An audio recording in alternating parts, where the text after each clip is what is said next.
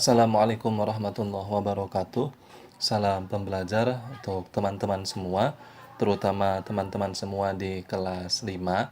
Karena pada kesempatan kali ini kita akan membahas soal PAT atau penilaian akhir tahun. Sebentar lagi di bulan Juni kalau tidak salah. Pelajaran yang akan kita bahas yaitu pelajaran Pendidikan Agama Islam atau PAI. Oke, sekarang kita langsung saja. Namun sebelum itu, jangan lupa teman-teman semua share video ini sebanyak mungkin ke grup WhatsApp-nya atau ke teman-teman yang lain agar yang lain bisa ikut belajar di channel itu Baik Insting. Oke, sekarang kita langsung ke soal nomor 1. Ini di bab pertama itu materi pelajaran PAI yaitu tentang surah Al-Ma'un. Ya. Pada ayat di bawah ini, huruf yang berharokat tasdid ialah, yang ditanyakan adalah yang berharokat tasdid. Teman-teman tentu tahu ya tasdid ya. Nah, tasdid itu ini nih, tasdid. Nah, ini tasdid ya.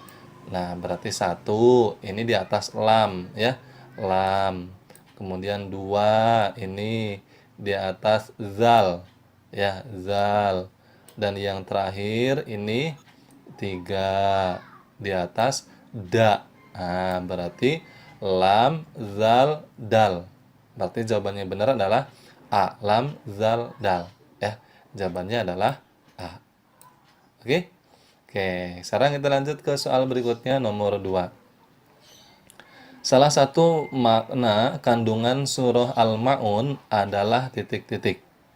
Oke, Al-Ma'un itu tentang larangan kita sebagai umat muslim atau sebagai orang yang beriman dilarang untuk memarahi, menghina, menghardik.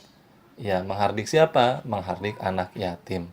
Nah, kita cek yang A, orang yang beriman dan melaksanakan amal soleh. Ini salah ya. Nah, ini salah. Kemudian yang B, pembalasan terhadap perbuatan manusia yang baik dan buruk. Ini juga salah. Ya. Kita cek yang C, melarang menghardik anak yatim. Nah, ini jawabannya yang benar C. Isinya tentang larangan menghardik anak yatim. Surah Al-Ma'un. Ya. Oke, sekarang kita lanjut ke soal nomor 3. Berarti nomor 2 C ya.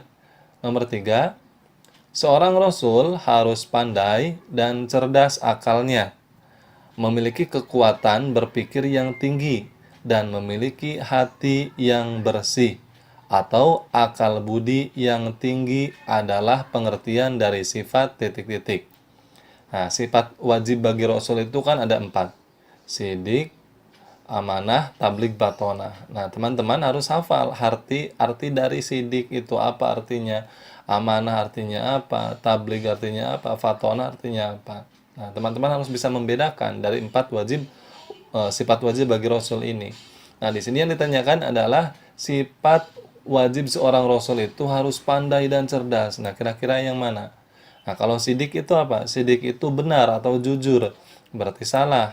Ya, karena yang ditanyakan adalah sifat pandai atau cerdas. Nah, kalau amanah apa amanah? Amanah ini artinya dapat dipercaya. Berarti juga salah yang B. Ya. Kalau yang C salah ya. Yang B tabligh. Tabligh itu artinya menyampaikan. Menyampaikan apa? Menyampaikan wahyu Allah, menyampaikan agama Allah, menyampaikan ajaran Allah. Nah, berarti salah. Berarti sudah jelas jawabannya sifat wajib bagi Rasul artinya pandai atau cerdas itu adalah fatonah. Ya, jadi teman-teman harus hafal artinya. Oke, jadi jawabannya D. Oke, sekarang kita lanjut ya ke soal nomor 4. Siti disuruh membelikan gula ke warung oleh ibunya. Ternyata uangnya tersisa 2.000. Maka Siti mengembalikan uang kepada ibunya. Termasuk sifat apakah yang dilakukan Siti? Nah, amanah, baligh, fatonah, tabligh. Nah, kira-kira yang mana nih? Ini kan berarti Siti ini apa namanya, dapat dipercaya ya. Dapat dipercaya artinya ketika dia diberikan sebuah titipan, titipan itu kan di sini kan uang ya. Uang belanjaan, kemudian ada sisa uangnya 2.000, akan tetapi 2.000-nya ini tidak disimpan, akan tetapi dikembalikan kepada ibunya. Nah, berarti karena di sini apa namanya, si Siti ini eh, tidak menyimpan uangnya, akan tetapi mengembalikan, berarti Siti ini amanah ya, menjaga titipan, berarti amanah. Jawabannya adalah A, amanah ya, atau dapat dipercaya. Oke, sekarang kita lanjut ke soal berikutnya, nomor 5. Selama 950 tahun Nabi Nuh alaihissalam, nah ini dakwah Nabi Nuh itu sangat lama ya, 950 tahun. Berarti umurnya berapa tahun kira-kira Nabi Nuh ya? Menyiarkan ajaran Allah Subhanahu wa taala, tetapi umatnya tetap saja ingkar, termasuk anaknya sendiri yang bernama titik-titik. Nah, jadi jangan heran kalau ada seorang ayah yang ayahnya ini rajin sholat, rajin beribadah, akan tetapi anaknya malas. Nah, itu kenapa? Karena zaman dulu juga ada, yaitu ayahnya seorang nabi, yaitu Nabi Nuh, tetapi anaknya ini ingkar kepada Allah. Siapakah anaknya Nabi Nuh itu? Namanya adalah Kan'an. Nah, namanya Kan'an. Ini orangnya anaknya tinggi, ya. Anaknya tinggi. Ketika diseru, diajak oleh Nabi Nuh ketika banjir, "Hei Kan'an, sini. Nah, ayo naik sama ayah, naik perahu." Tapi Kan'an menolaknya, sehingga Kan'an ini ya tenggelam. Ya, tenggelam oleh banjir. Ya, ini anaknya Nabi Nuh. Oke, sekarang kita lanjut ke soal berikutnya, nomor 6. Nabi Ibrahim alaihissalam hidup pada masa titik-titik. A. Raja Namrud, B. Fir'aun, C. Abrahah, D. Raja Talut. Nah, sekarang kita cek satu-satu ya. Raja Talut ini zaman Nabi Daud, atau tepatnya juga zaman Raja Jalut. Ya, ini lawannya Raja Talut itu adalah Raja Jalut. Nah, itu zaman Nabi Daud alaihi salam. Nah, kemudian ada lagi Raja Abraha. Ya, Abraha ini siapa? Abraha ini adalah seorang gubernur. Seorang gubernur yang ingin mendirikan gereja katedral di San'a. Nah, pada zaman siapa? Pada zaman Nabi Muhammad. Berarti yang C dan yang D salah ya. Nah, sekarang Fir'aun. Fir'aun ini raja siapa? Raja yang bukan hanya seorang raja, akan tetapi mengaku sebagai Tuhan Fir'aun ini. Nah, Firaun ini zaman siapa? Zaman Nabi Musa alaihissalam. Berarti zaman Nabi Ibrahim alaihissalam, rajanya yaitu adalah Raja Namrud. Ini sama-sama kejamnya, sama-sama jahatnya, sama-sama tidak mau beribadah kepada Allah. Ya. Oke, sekarang kita lanjut ke soal berikutnya, nomor 7. Ibu dari Nabi Isa alaihissalam adalah titik-titik. Nah, yang ditanyakan adalah Nabi Isa, ibunya siapa? Nah, Nabi Isa ini seorang nabi atau seorang manusia yang tidak mempunyai seorang ayah. Ayahnya tidak ada, ibunya tidak pernah menikah, akan tetapi bisa lahir seorang nabi, yaitu Nabi Isa. Siapakah nama ibunya? Betul, Siti Maryam. D jawabannya. Nah, kalau Siti Aminah, Nabi Muhammad. Ya. Oke, sekarang kita lanjut ya ke soal berikutnya, nomor 8. Nabi Muhammad SAW mendapat julukan Al-Amin. Nah, tadi Al-Amin itu apa? Yang artinya titik-titik.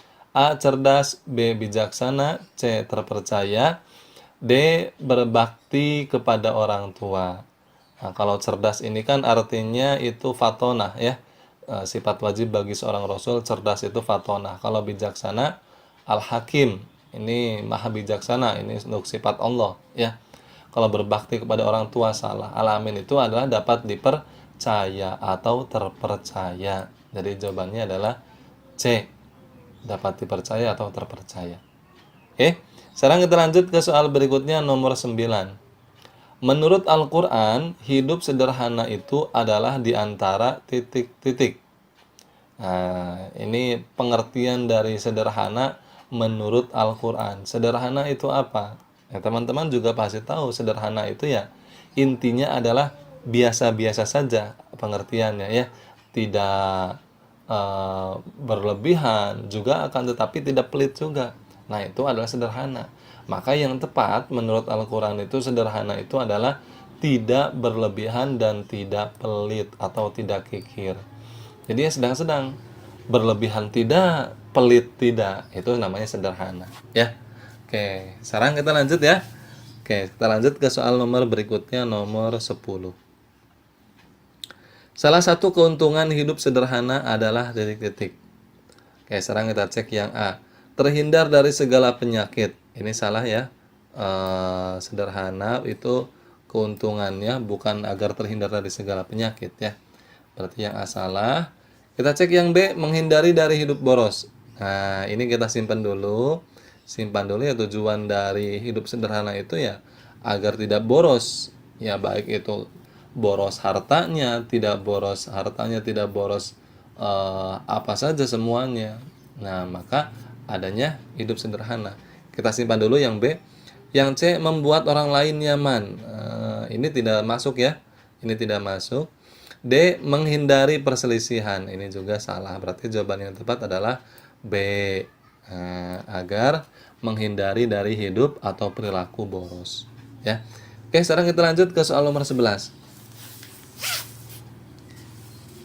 Bahayanya kalau sikap boros itu suatu ketika tidak dapat terpenuhi, maka timbullah berbagai macam permasalahan seperti titik-titik. A. Bahagia. B. Senang. C. Menghalalkan segala cara. D. Memberikan barang kepada orang lain. Jadi di sini ketika seseorang itu berperilaku boros, maka suatu saat ini akan berbahaya. Kenapa berbahayanya? Karena akan timbul sifat yang baru. Nah, sifat apa? Nah, karena kebiasaannya boros, maka lama-kelamaan baik itu hartanya ataupun yang lain sebagainya akan habis yang dimiliki oleh dia. Maka karena akan habis, orang yang berperilaku boros ini akan berpikir bagaimana supaya saya dapat mendapatkan barang itu.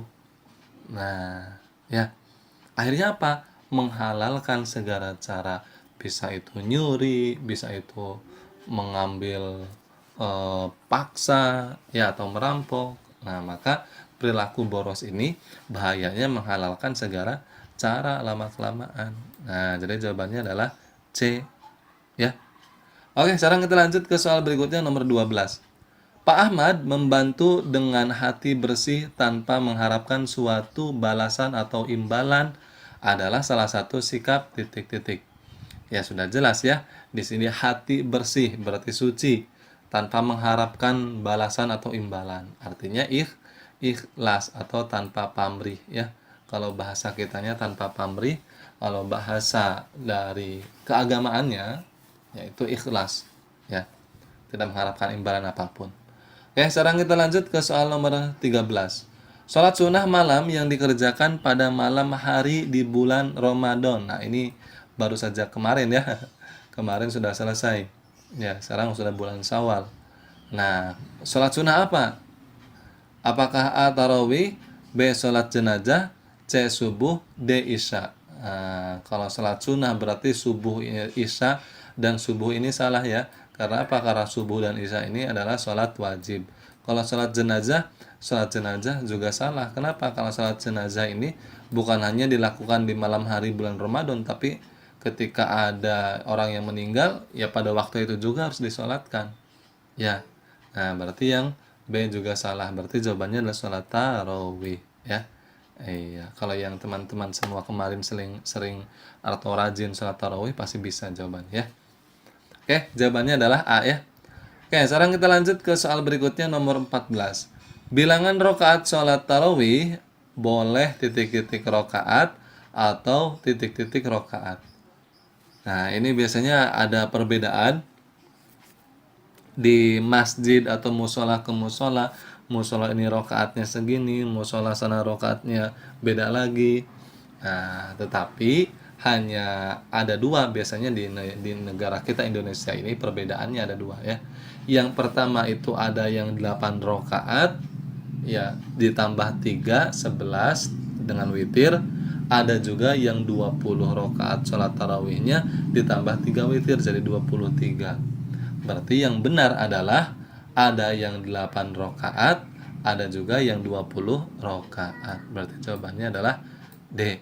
Ya. Oke, sekarang kita lanjut ke soal berikutnya nomor 19.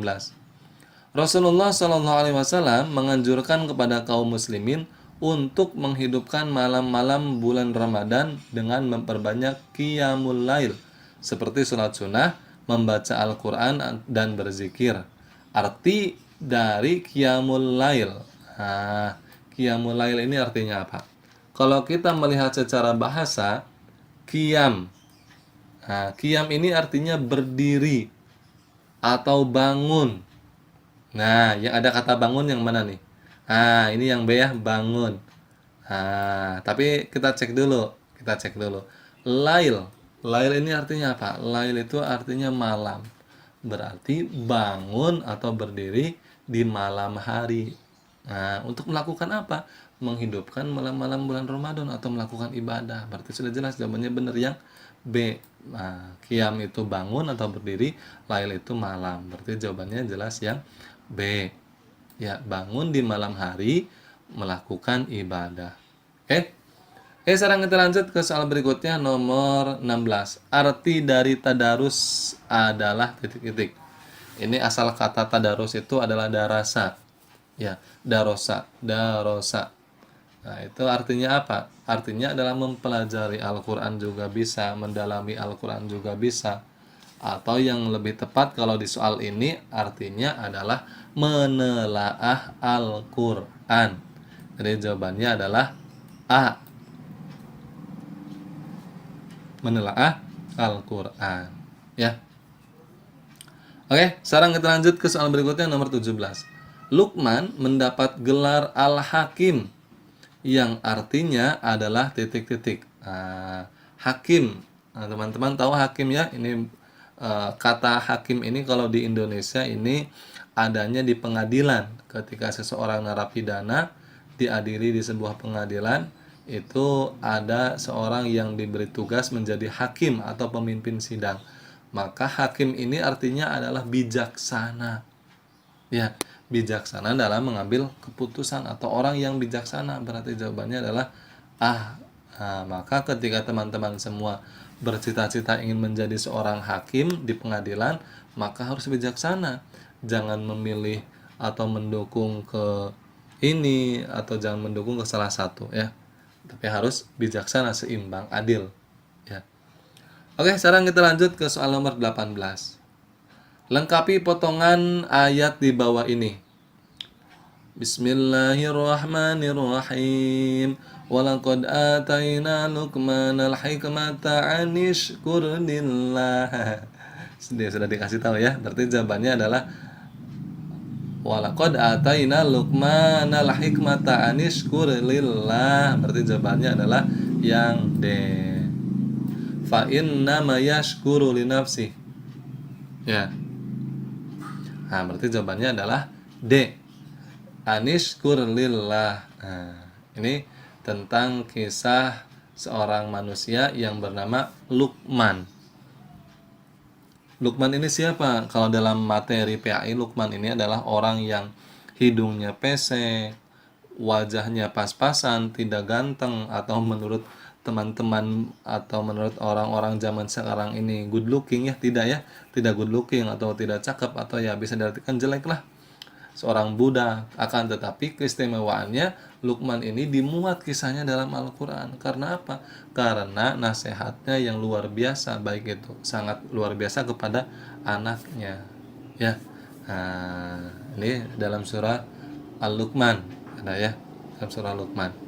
Nah, berarti jawabannya adalah anishkur lillah, D jawabannya.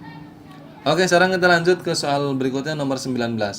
Menjadikan kayu besar sebagai Tuhan lalu dipuja-puja dan disembah adalah salah satu contoh titik-titik. Ya, berarti kalau membuat atau menjadikan kayu besar kemudian menjadikan Tuhan ini sama saja dengan menyembah patung yang dipahat ya. Bisa dipahat dari batu. Kalau di sini dalam soal nomor 19 berarti dari kayu besar ya. Kemudian dijadikan sebagai Tuhan, dipuja-puja, ya disembah. Nah, ini adalah salah satu contoh apa? Contoh musyrik. Musyrik itu apa? Mempersekutukan Allah. Jadi ada makhluk lain yang dipercayai oleh manusia tersebut. Ya, artinya itu yang mempersekutukan. Ya, jawabannya adalah C. Oke, sekarang kita lanjut ke soal berikutnya nomor 20. Berkata kasar dan kotor adalah termasuk perbuatan titik-titik. A baik, nah ini sudah jelas salah ya. Masa berkata kasar dan kotor baik? Ya, salah ya. Oke, sekarang kita cek yang B, mungkar. Kita checklist dulu, simpan. C berani, nah ini juga salah ya. Bukan berani. D jujur, ini juga salah. Yang ditanyakan adalah berkata kasar dan kotor. Ini perbuatan apa? Ya jelas perbuatan dosa atau perbuatan mungkar. Nah, jadi jawabannya adalah D. Ya. Nomor 21 bagian isian. Jawablah pertanyaan berikut ini dengan benar. Nomor 21, balasan Allah Subhanahu wa taala di hari akhir nanti bagi yang melalaikan sholatnya. Jadi bukan hanya orang yang meninggalkan sholat, akan tetapi orang yang lalai sholatnya atau dinanti-nanti ya, sehingga kehabisan waktunya karena apa? Karena sholatnya lalai dinanti-nanti. Nah, balasannya apa? Balasannya itu adalah dapat murka Allah, juga masuk ke dalam nerakanya Allah. Ya. Nah, ini untuk balasan orang yang melalaikan sholatnya. Oke, sekarang kita lanjut ke soal nomor 22. Fawailul lil musallin. Pada ayat di samping huruf pada kalimat yang di garis bawah, yaitu domah tanwin bertemu lam. Nah, ini nih domah tanwin bertemu lam.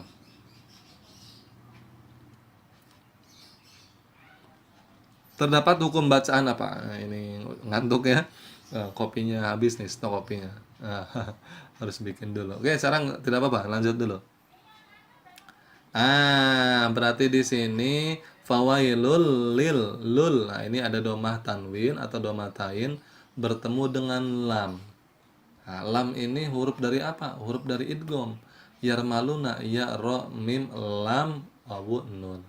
Nah, karena di sini ada lam berarti ini pasti hukumnya adalah idgham. Tapi idgham ini idgham apa? Apakah idgham apa namanya? Idgham bigunah atau idgham bilaguna. Nah, karena di sini hurufnya di depan doma tanwin itu adalah lam, ini termasuk ke dalam apa? Iya, idgham bilaguna. Hurufnya ada dua, lam dan ro. Kalau biguna yanmu ya nun mim wawu nun. Oke, sekarang kita lanjut ke soal nomor 23. Nabi Musa alaihissalam termasuk ulul azmi yang pernah belajar kepada Nabi Khidir, jawabannya. Siapakah Nabi Khidir itu?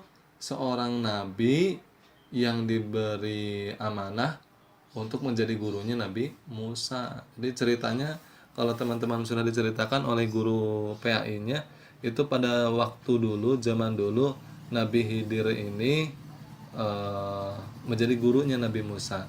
Nabi Musa suatu ketika membawa, kalau tidak salah, membawa sebungkus pepes ikan ya, pepes ikan yang dibungkus oleh apa namanya itu, daun pisang kalau tidak salah ceritanya. Kemudian kata Allah, Musa, wahai Nabi Musa, kalau pepes ikan tersebut hilang, maka dipastikan disitulah gurumu. Maka kemudian Nabi Musa ini berangkat pergi. Kemudian ketika tiba di suatu tempat, tiba-tiba pepes ikannya ketika dibuka tidak ada, hilang. Ya, berarti kata Nabi Musa, oh di sini yang akan menjadi gurunya saya. Siapa? Yaitu Nabi Khidir alaihissalam. Ya. Oke, sekarang kita lanjut ke soal nomor 24. Nabi yang diperintahkan oleh Allah Subhanahu wa taala agar bangun menyingkapkan selimut untuk memberikan peringatan secara terang-terangan pada umat Islam adalah titik-titik. Nah, kira-kira Nabi siapa nih? Iya, Rasul kita. Siapa lagi kalau bukan Nabi Muhammad alaihi salam.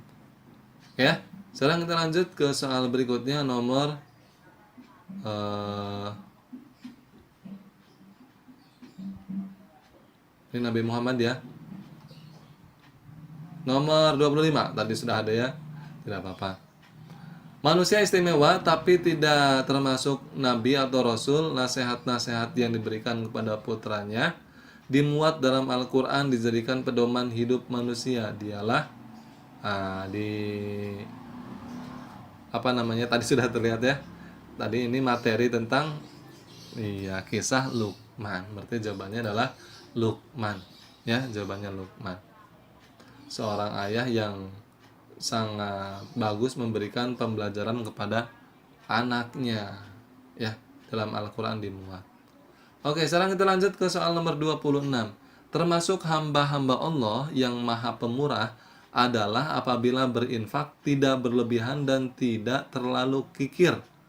Adalah akan tetapi sebaliknya. Jawabannya kira-kira apa? Tidak berlebihan juga tidak kikir. Ya tadi. Ya, di soal ABC ada. Ini apa artinya? Sederhana. Ya, sederhana. Berarti jawabannya adalah sederhana. Oke, sekarang kita lanjut ke soal nomor 27.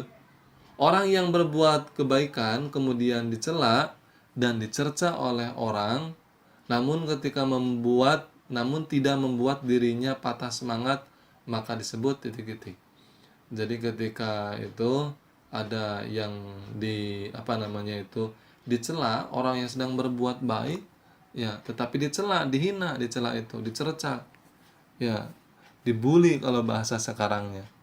Akan tetapi si orang tersebut tidak membuat dirinya patah semangat, akan tetapi menambah semangat terus. Nah, maka disebut sebagai sifat apa ini? Nah, ini disebut sebagai sifat pantang menyerah. Ya, pantang menyerah. Jadi jawabannya pantang menyerah. Lanjut ke soal nomor 28. Untuk mengairkan ibadah dan syiar Islam di bulan Ramadan, maka sholat sunnah tarawih sebaiknya dilaksanakan secara berjamaah di titik-titik.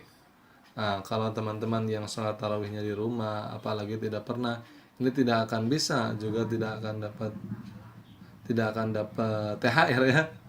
Kenapa? Karena ya ini, ya harus melaksanakan sholat tarawihnya di masjid atau musola ya, jawabannya masjid atau musola. Ya, jadi kalau sholat tarawih harus di masjid atau musola. Ya, lebih baiknya, lebih utamanya. Tidak apa-apa sih di rumah, tapi lebih utamanya yaitu di masjid atau musola. Ya. Oke, sekarang kita lanjut ke soal nomor 29. Bagi Allah Subhanahu wa taala, orang yang paling mulia di sisinya adalah orang yang paling, ya sudah jelas, adalah orang yang paling bertakwa. Jawabannya, ya. Oke, sekarang kita lanjut ke soal nomor terakhir. Pesan Luqman Nul Hakim kepada para putranya apa? Wahai anakku, laksanakanlah sholat dan berbuatlah baik serta cegahlah titik-titik. Ini kalau tidak salah ayat 17 surah Luqman ya. Atau ayat berapa? Lupa lagi nih. Ya. Nah, apa nih seruannya? Wahai anak-anakku, kata Bapak Luqman ya kepada anak-anaknya.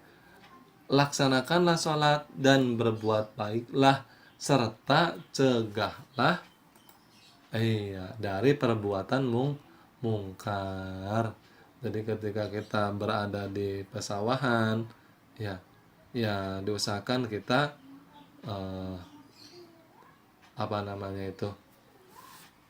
mencegah dari perbuatan mungkar, juga harus bersabar. Ya. Jadi jawabannya ini, mudah-mudahan bermanfaat buat teman-teman semua. Jangan lupa di-share video ini sebanyak mungkin ke grup WhatsApp-nya, ke teman-teman yang lain, agar yang lain bisa ikut belajar di channel YouTube Bahagia Insting. Terima kasih. Salam pembelajar. Wassalamualaikum warahmatullahi wabarakatuh.